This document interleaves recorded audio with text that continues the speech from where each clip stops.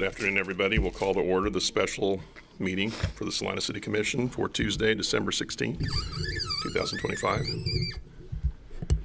And request staff confirmation that Kansas Open Meeting Act required notice has been properly provided. Yes. Thank you. On to roll call. Mayor Linkowitz.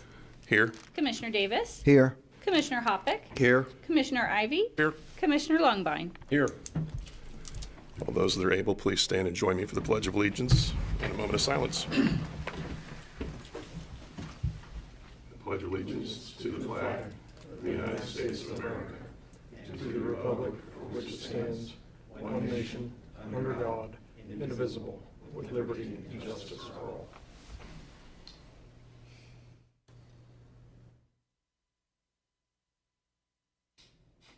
You may be seated.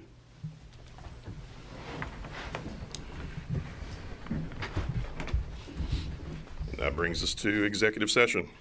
Mayor, if I may, I understood that the suggestion had been raised that it might be helpful if I elaborate a little bit on the context of these executive sessions, and I'm happy to do that if that is your wish. Absolutely. Please do.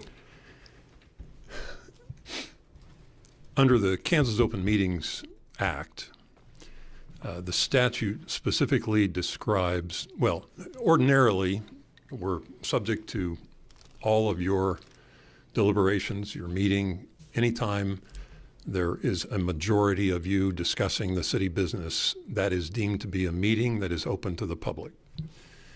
The statute does provide certain exceptions where you, as the governing body of the city of Salina as a municipal corporation in conducting its business, can recess into an executive session.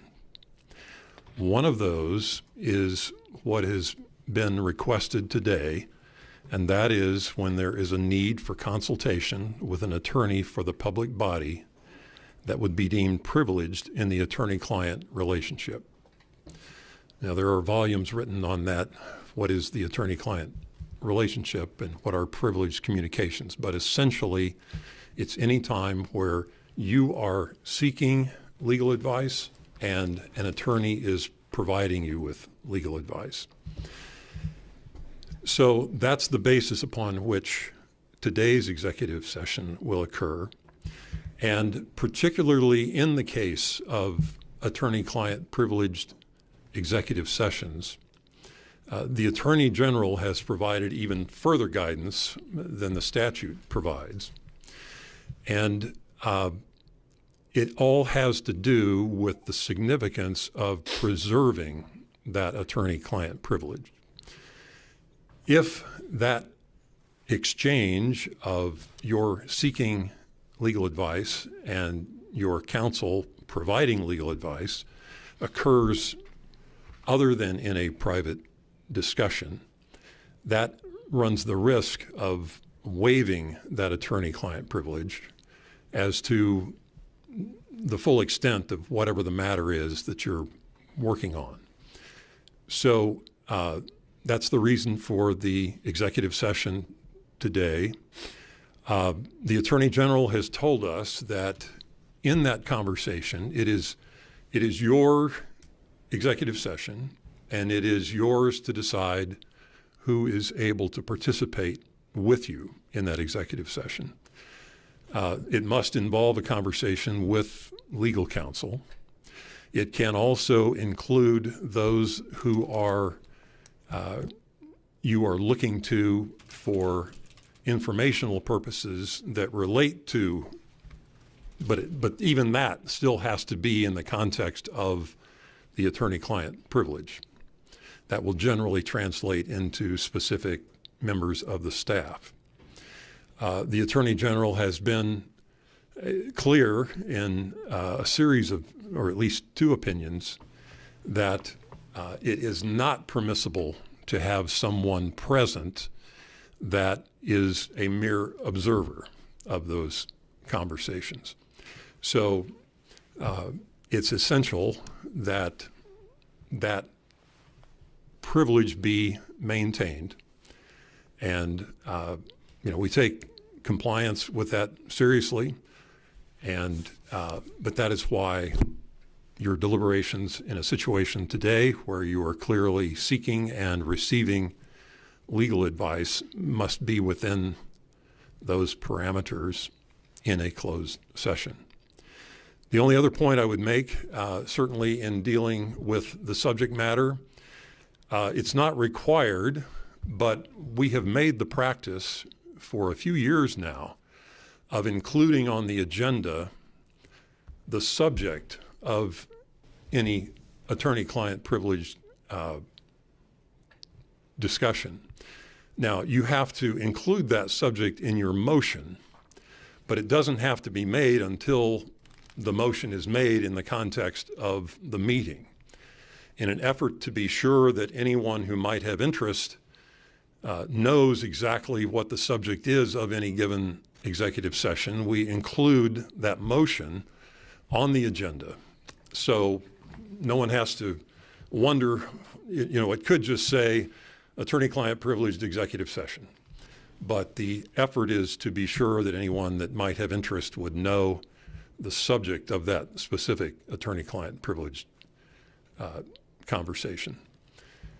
In this particular case, you've had a number of them related to the same subject. And if it's helpful for others, that has been in many ways a function of ongoing communication between the city's special counsel in this circumstance and counsel for the plaintiffs. So that has affected the necessity of having these conversations in sequence. But I trust everyone, and I hope everyone would understand that that has been necessary. We believe it has been helpful. And while there have been a series of conversations, it's consistently been in strict compliance with the limitations that under which those conversations can occur. So I don't know if that precipitates any questions, but that's where we are today. Thank you. Do we have any follow-up questions? All right, Mayor Lankwitz, I move that the City Commission recess an executive session for 1 hour and 30 minutes to discuss with special legal counsel the subject of legal considerations relating to the Cozy Inn versus City of Salina case, based upon the need for consultation with an attorney for the public body, which would be deemed privileged in the attorney-client relationship pursuant to KSA 754319B2. Second. We have a motion and a second to recess. Do we need to give a time as far as when we'll be back? We'll be back here at 4:43. I believe that. Is that correct? That works for me. Yeah, that's helpful. So Yeah. that's so anyone that wants to be here when you resume will know what time to be here. So we have a motion and a second for the City Commission to recess into executive session for 90 minutes to discuss with special legal counsel the subject of legal considerations relating to the Cozy Inn versus City of Salina case, based upon the need for consultation with an attorney for a public body, which would be deemed privileged in the attorney-client relationship pursuant to KSA 75-4319, Section B, subsection 2, and we will resume at 4:43 p.m. Those in favor say aye. Aye. Opposed, same sign. And we'll be back at 4:43. In attendance at the meeting will be Todd Messenger, Special Legal Counsel, Aaron Martin and Greg Bankston from Clark Mize and Linville, Sean Hennessy, Deputy City Manager, and Lauren Driscoll, Development Services Director, and myself. Thank you.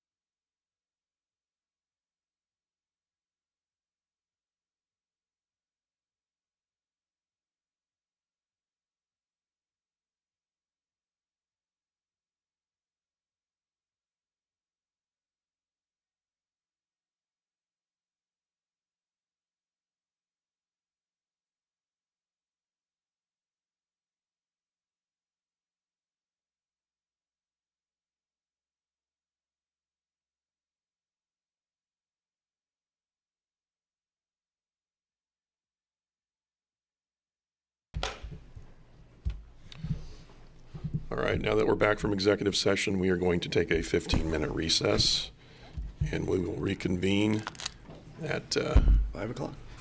5 o'clock. Thank you.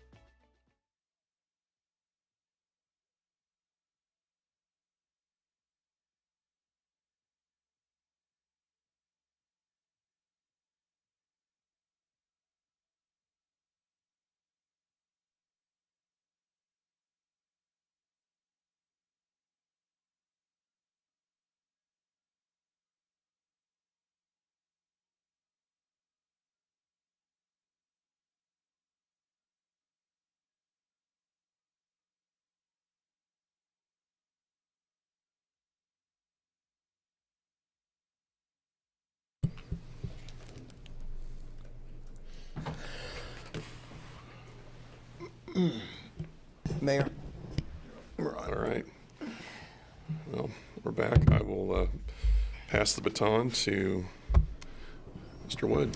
Yeah, Mayor and Commissioners, obviously we've had several executive session discussions about this case, and I'd like to turn this over now to Todd Messenger, who's a special legal counsel from Fairfield and Woods that has been representing the city in this case. So, Todd, take it away. Is this live? Do I have to? I'm good? Okay. Hi, I'm Todd Messenger. I'm special counsel with the firm of Fairfield and Woods in Denver, Colorado. It is an honor to be here before this commission in person this evening. And I would like to just sort of report back on the events that led us to here and the decision that's ahead. So historically, the city of Salina has regulated displays that were used to announce, direct attention to, or advertise as signs. It defined these displays as such. And the city did not regulate what are commonly known as murals because they don't announce anything, they don't direct attention to anything in particular, and they don't advertise anything. As a result of that definition of sign, the city was able to develop a robust and celebrated culture of public art. Excuse me, I think we need to get your microphone. Is it not working? Oh, so, oh, here we go. Shall I start again? Yes. Okay. So again, my name is Todd Messenger. I'm special counsel to the city of Salina. It is an honor to be here in front of this commission this evening.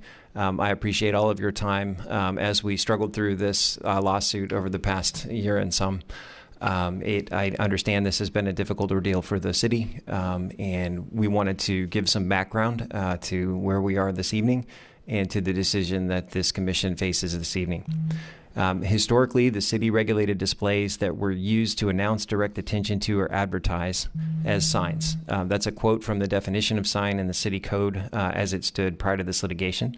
The city did not regulate what are commonly known as murals because they don't announce anything. They don't direct any attention to anything in particular, and they don't advertise anything. And as a result of that definition in the city's code of the word sign, a robust and celebrated culture of public art grew, and the city became well known for its murals. I think the envy of many other cities in terms of the quality of the artwork. And personally, driving around today, I can see why that's the case. On February 19th, on February 19th, 2024, the Cozy Inn, through its lawyers, Kansas Justice Institute, sued the city. And after that, depositions and discovery and motions practice commenced. Many depositions were taken. Obviously, that was a very expensive proposition. Ultimately, the parties took all that information and filed motions for summary judgment, which is asking the court to resolve the case on the record without trial based on what the parties will allege in their motions as uncontested facts.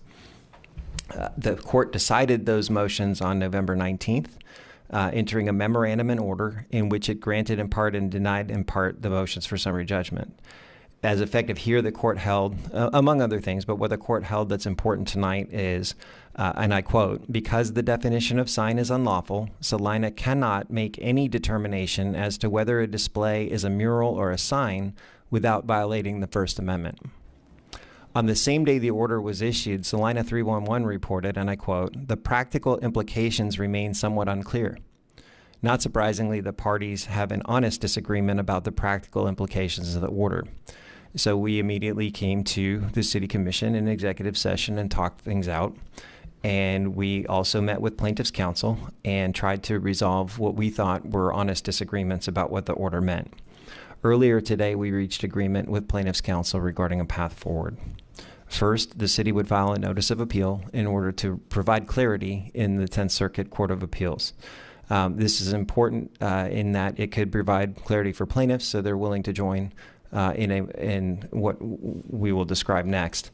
And second, there are lots of municipalities across the country, including maybe dozens even in the state of Kansas, that use a very comparable definition. This is now a case of national significance, not because of what's on the wall at the Cozy Inn, but because the definition of sign is something that's actually really important in terms of sign regulation. We got to know what it is if we're going to regulate it, and we know that there's a Supreme Court case that says we have 150 years of tradition in this country regulating signs, but we don't have a court case that says what a constitutional definition of the term sign is yet, and so that's at stake in this case. The second is that Mr. Howard may complete the cozy sign. So while we may disagree what the order says about that, we can agree that in terms of a stipulation entered by the court that Mr. Howard can complete his sign. The order doesn't actually say that, but we have agreed to that in principle, and if the commission approves this agreement this evening, then that would happen. No further permits or regulatory intervention by the city would occur with respect to Mr. Howard's completion of that sign. Third, and this is key to the appeal, is that if the appeal is ultimately resolved in favor of the city, then 180 days after the judicial proceedings are completed, Mr. Howard would come into compliance with the city code that's applicable at that time. At this point, if it's the same, he would have to either shrink the sign or remove it. But if the city code changes, then he could comply. Also, the city code currently has provisions where he could ask for relief in the form of a variance or other administrative procedures that he could pursue within that 180 days. So it's not a take it down order. It's a let's work together towards compliance in that period of time. And we think 6 months is a good window to try to work with him on that. And then fourth, both sides will waive their right to attorney's fees and costs. The plaintiff's counsel in this, what is effectively a civil rights action under 42 U.S.C. 1983, if the prevailing party then has a potential right to attorney's fees and costs, and they have filed a motion that, to their credit, has dialed back what they actually probably incurred to around $100,000. And so the attorney's fees and costs that the city is currently sort of exposed to would be to pay their fees in the amount of approximately $100,000. In terms of the path forward on appeal, because the notice of appeal is pivotal to this agreement, and we can't get a stay of the court's order without filing a notice of appeal, which is the fifth portion of this, is that the parties would agree to a joint motion to stay the court's order, which means that Mr. Howard gets to paint his sign, but the city gets to continue to differentiate between what is effectively public art that doesn't have a message that's used to announce, direct attention to, or advertise, and signs that are more traditionally used in those manners until the appeal is resolved. If that is entered as an order of the court, then the Boom Festival would continue in 2026 as it has, and potentially in 2027 during the pendency of the appeal. But during all that, Mr. Howard would have his sign painted. In terms of the waiver of attorney's fees and costs, we think that's an important concession from Kansas Justice Institute, and we wanted to publicly say that they were very kind in their offers to negotiate in terms of attorney's fees. They didn't have to do that, and we respect that in terms of trying to resolve this case in an amicable manner with the city. In terms of the costs of appeal and the timing, an appeal based on the number of hours we spent on a similar First Amendment appeal, we are able to project a not to exceed cost of $50,000 to brief this appeal and file the notice, and to attend court mandated mediation, which is part of the 10th Circuit process. We think that if the court were to grant oral argument, which isn't a certainty, that would be about another $20,000 in preparation and attendance at oral argument. We would agree to a not exceed figure for that of an additional $20,000, which would mean that the cost of the appeal would actually be less than the cost of paying the plaintiff's attorney's fees, which are the subject of a pending motion in the trial court. So as an economic proposition, the plaintiff's counsel and the plaintiff have already agreed that if we file this notice and we agree to waive any potential attorney's fees on the city's part, that they would waive their right to attorney's fees that they have already asserted in the trial court. They will withdraw that motion. So as an economic proposition, that's a benefit to the city. The hope is that through an appeal process, we can achieve some clarity and hopefully vindicate the city's constitutional interests and its public art program. We know that that's an important aspect of the community culture in Salina, and we hope that we can obtain a reversal on those important elements of this order to ensure that the culture of Salina is allowed to continue as it has in the same direction. So if there are any questions, we'd be more than happy to answer them. I think before this commission is a decision to approve the agreement with Mr. Howard that he has already signed, and that would allow us to file a joint motion to stay the proceedings in the trial court. what we call a stipulation, which has the agreement about what happens with Mr. Howard's sign and what would happen if the city were to prevail on appeal, and then a notice of appeal and accompanying those. All of those would be filed in the trial court. The briefing schedule would likely occur if we were to file a notice of appeal. It would happen by Friday, and the briefing schedule would begin in first quarter of next year. And we would file an opening brief.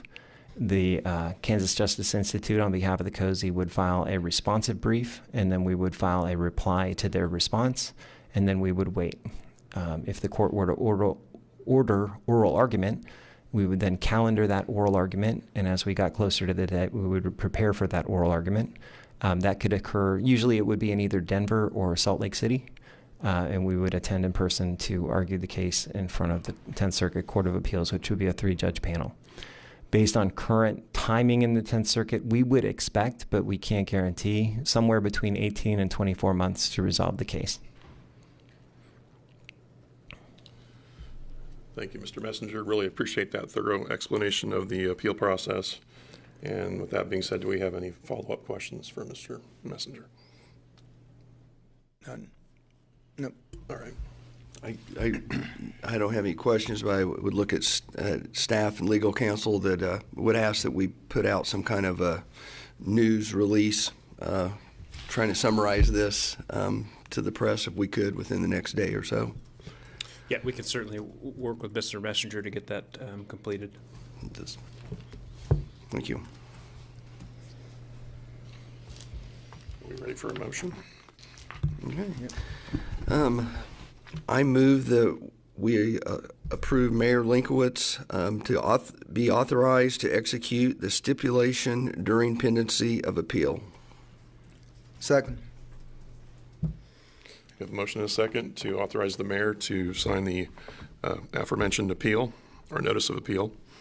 Those in favor say aye. Aye. Opposed, same sign. Passes 5-0. Okay. Any more follow-up, or are we ready for a motion to adjourn? I think we're ready to go. I move for adjournment. Second. We have a motion to adjourn. Those in favor say aye. Aye. We are adjourned. Thank you.